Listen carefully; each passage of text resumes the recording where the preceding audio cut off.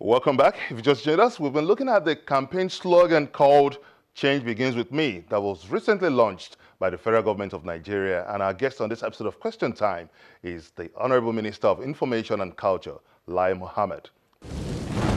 I wonder if you've come across this accusation on the social media that the change slogan is a stolen idea. What do you make of such comments? I, through the inspiration of Almighty Allah, conceived this idea solely. And a few days after I was nominated as minister, I called a meeting of my closest aides, including some consultants, notably Brian, I've been in South Africa, and I said, I want to hit the ground running with the Change Begins With Me campaign. After several meetings, by the 14th of October, we had already completed the work. And evidence abounds that the theme song, the TVCs had been completed by the 31st of October.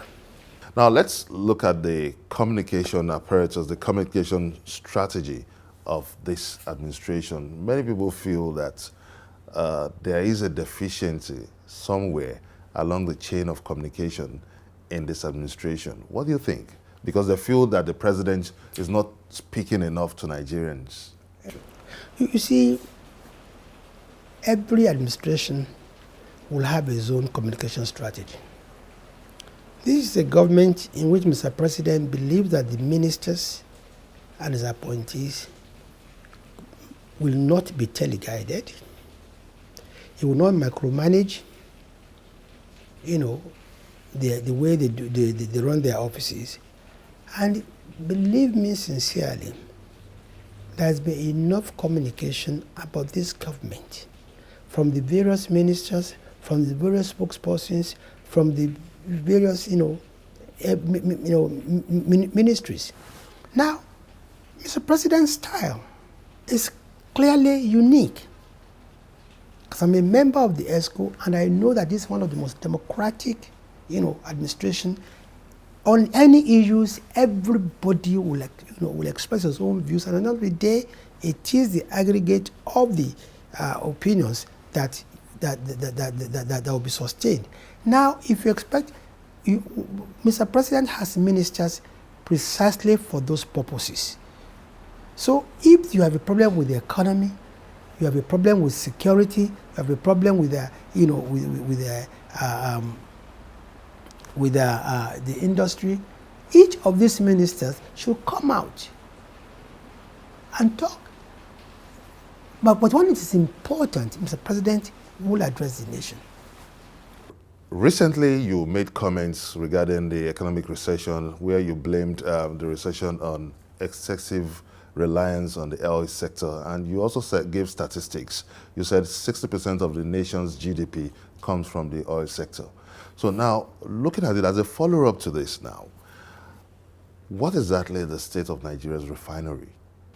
Oh, very bad. 6 months ago, you said the government was still thinking of whether to repair the refineries or to privatize the refineries. Is the government confused? Because the government still appears to still be thinking. The government is not confused. You see, governance at times would need to take a lot of time in doing things.